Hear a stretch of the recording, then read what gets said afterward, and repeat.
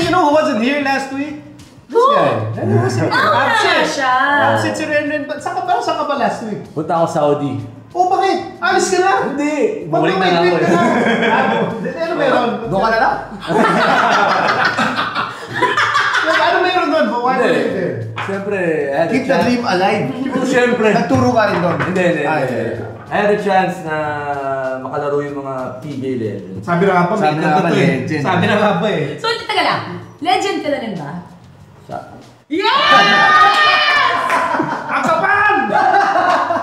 Sino ba yung mga kasama doon? Sige, isa-isay natin. Kasama ko lang naman si Nelson Aceitono. Aceitono. Oh, the ball! Dindo Pumare. The Bullet. Kenneth Duremdes. Captain Marvel. Vince Sison. The Prince. DJ File. Wally. DJ File.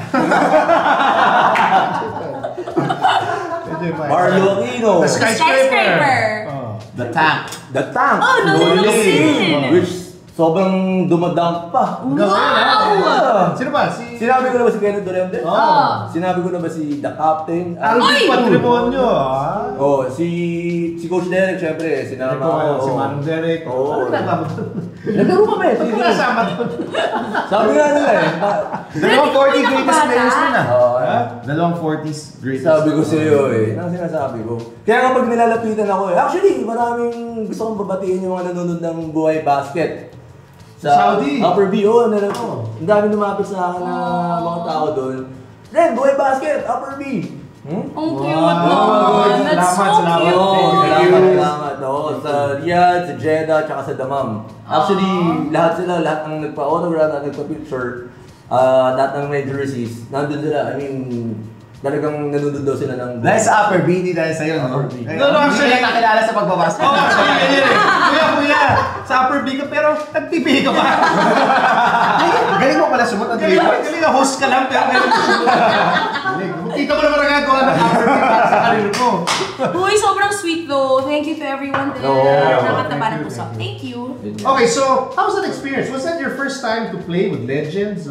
Probably not the first time. Hindi, actually mga nakalaban ko na sila. Pero it was my first time na maging ka-teammate ko sila Alvin Patrimonio, sila Nelson Aceitono, which is talagang pinapalad ko pa dati. So, sila Kenneth Duremdes. So, talagang... namasa ka pa? Sabi nila, wag ako pumasa. Namasa sa ring. First game. Pinagalitan ako ni Coach Derek. Ano hindi na ako mapagalitan. Ano sabi sa'yo, Coach Derek? Stop passing the ball. Wow! Kasi nakakaya minsan.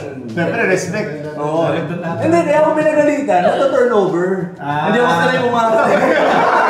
Stop passing. Ano mo si Patrimonio eh? Hindi. At ilan ka?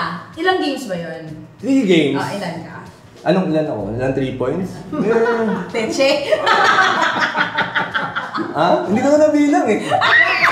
Sabi nila 1 game, nakasampu daw ako eh. Wow! Ganun ba? I'm sorry. Kasi sabi tira ko daw eh. Syempre, mga tira ko. Mga daw yung pasta, diba? Bawal naman sumablay, diba? Ritualo, iba! Iba yung ritualo. Pero marami kami napasaya at syempre hindi nila alam na masaya din kami na naglalaro doon. So, puno rin yung mga... Daming tao. As in, parang sabi ko, mas marami pa sa PB game to. So, yun Hindi ko alam sabihin ko Hindi talaga, puno eh. So, nakakatuwa. Tapos yung mga organizer, si Fahad, tapos tinatawag nilang Joe, Abdul Aziz Joe. He's a Filipino. So, yun, kamusta sila dyan. Anong feeling rin na, yun nga, di ba, you grew up watching these guys na taga iniidolo mo, tapos biglang, you are already in the same breath as they are. Tanggalin na rin yung age factor, ba't diba, ano nandun ka? Ayun nga, sinasabi nila, tinatanong nila ako, Ren, ikaw yung bata dyan, mukhang hindi ka legend. Kasi itsura ko daw, Hindi, bata eh. Fresh! bata talaga, So, after the game, legend ka na. Tsaka siya lang na yung naka-skinny jeans sa bikini. Suma-jogger pants eh. Lahat mo kasabay na baggy pants eh. Baggy jeans. Sabi niya, Ren, pwede ka ba sa PBA? Sabi ko, ba't hindi ka naglalaro? Pre, pagpapalit mo ba ito? Kasama mo yung mga idol mo. Nakakasama mo sa hotel, nakakasama mo sa bus, nakakasama mo kumain. Dapat sinabi mo, wait for it. This is just the beginning. Marami pa, babalik pa kami. Sa Ginebra siya babalik, by the way. Uy, ang dami natanong sa akin, uy, kailan ba sila nang babalik ng PBA? Lahat ng mga tao. Huwag ka na kasi magpakipot! Hindi ako rin babalik makipot. Pinahintay nga niya si Coach Frankie. Sabi ko, Coach Frankie, Frank, pupunta na ako sa Saudi hintay na lang ako Yes, Ren, yes. May mga plans pa. Baka magpunta pa kami Australia. Pwede ba sumama? Ha? Assistant coach ni Manong. Pero like say, of the legends, sino yung medyo naka-jam mo na Of course. sa mo parati? Kung pa lang sila Coach Derek and Because of the Lasal connection. Si Nelson sa ito, no? Nakausap mo. Dahil nakakalimutan ko, si Chris Bolado. Jumbo! Yeah, Chris Bolado. So, The Lucky Charm. sikat siya doon eh. Sikat sobrang dahil pinag-aagulan siya kasi nililink siya kay Ethel Buba doon sa So, may mga ganong factor kasi may nagko-commentate. Habang may game. So may nag-aako ng mic. So pag ini-introduce, nakakatawa talaga. So like, okay, so you spent a lot of time talking with Nelson. I'm sure that whole 40 greatest was brought up. Anong, as much as you can share, what did Nelson say about that? Ang daming story. Hindi ko lang pwedeng sabihin, pero yung basic, yung basic feelings ni Nelson about not being included in the 40 great. actually hindi namin napag-usapan. Okay. Parang hindi namin pinag-usapan namin kung paano sila ayaw magpatalo. Yung makikita ko sa kanila, parang lalo akong humanga sa kanila. Kanila Noli Locsin, kanila Nelson, sa lahat ng legends. Yeah. Si Kenneth Duremdes, of course. Yung parang kung nakita mo, kasi sometimes, di ba, we play around pag sa game. Pero, pagdating ng third, fourth quarter, ayaw na talaga magpatalo. Seryoso talaga. Talagang yung pride is gonna be there. Hindi sila magpapatalo kahit anong mangyari. We were down 5 points, 45 seconds left. Hinabol namin with the big three of Alvin Patrimonio in the first game. So parang sabi ko, Pero ikaw game winner. Hindi, wala. Hindi ako game winner. I made sure nung pangalawang game, hindi na sila aabol. So, gano'n. Yun yung natututunan ko sa kanila na parang kahit ano mangyari. Pagdating sa game, pagdating sa court, kahit alam namin na ina-admire kami ng mga kalaban namin, hindi pa rin kami magpapatalo sa inyo. Parang hindi to exhibition lang na papawis lang din. Akala ko gano'n yung laro, parang easy lang. Pero pag seryosohan na, talagang they make sure na hindi kami matatalo dun sa kanila. Hindi sila talaga magpapatalo. Ang bubuhatin, kung pwede buhatin ni Noli Locsin yung buong team ng kalaban namin, ginagawa na kahit si Nelson sa Itono.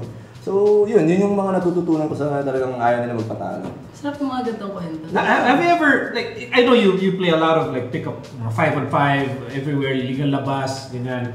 Kalaban mo yung mga UAP na di dapat nag-illegal labas. Buti ka akong magsabi ng pangalan. Uy, hayop ka! Tsaka hindi lang from maraming school. Anyway, so, when you play against former PBA players, especially mga legends, what impression do you get? Kasi marami nakakalaban mo sila eh. Meron, compare kalaban yun na. Ayaw na talaga magpatalo sila. Ganun talaga. And pagdating sa dulo, maninira na. Ang gugulang na. Give me the ball, paposte na. Kahit hindi paposte. Ayun, wala na. Tapos pikon. Because they're so competitive. So competitive, di ba? Ganun talaga. And they're really good. And you have to give it to them talaga. People sometimes take for granted how good these PBA players are. And gagaling talaga. They're really a cut above the rest. But you don't lose that no? Yung ayaw mo magpatalo. Yeah, even if medyo yung waistline nila nagkaroon na ng medyo mga pats-pats ditong ganyan. But I think the pride never goes away. Wala, hindi talaga. Tsaka talagang pupwesahin ka talaga nila. Hindi talaga sila papayag na makakalamang ka sa Eh doon nagulat ka doon? Nagulat ako. Kasi feeling ko kasi hindi ako sanay maglaro ng gano'n exhibition na lang. Mga exhibition games. Hindi ako lumaki easy lang na gano'n. Yung kala ko gano'n yung mga exhibition games. Parang pa-easy lang. I mean, sige lang, go with the flow. Pero nakita ko sa kanila, parang hindi eh. Parang pag game talaga, kahit exhibition game na, they respect their opponents. That's how they respect their opponents. Yes. Yeah. So yun yung number one na natutunan ko. Parang, wow, nirerespeto nila itong mga to. Kahit hindi nag-PBA, may mga dreams mag-PBA. Pero yung trato nila dun, parehas pa rin. Kalaban pa rin. Gusto namin manalo. So yun yung mga magandang na-experience ko dun. Okay, Ren, again, pasalamatan mo lahat ng viewers natin sa Middle East. O yung mga taga-Riyadh, Dammam, Jeddah, salamat sa mga nanonood sa Boy Basket, tsaka sa, Upper B. Sana tuloy-tuloy yung pagpapanood nyo sa akin. Okay. Ka doon ha. Basta hindi. I think a lot of our viewers also are from out of the country. Yes, so, yes. Yung they're super hungry for PBA information, PBA news. So kung mayroon ka pang ibang pupuntahan rin, sabihin mo parang Ano next punta nyo? Narinig ko lang kay Coach Derek, Australia daw. Pero hindi pa definite. Hindi pa sure. Ayan. So all the Pinoys in Australia, hello po, Renren is coming to town. Baka if there are fans from countries who really want to see Renren, how can they request? Oo, please. You can send the pamasahe to me. Deposit. Bag. Tawata po PayPal. We accept PayPal indeed. You can tweet us _B on Twitter, and don't forget to follow Boy Basket also on Twitter, Facebook, and Instagram.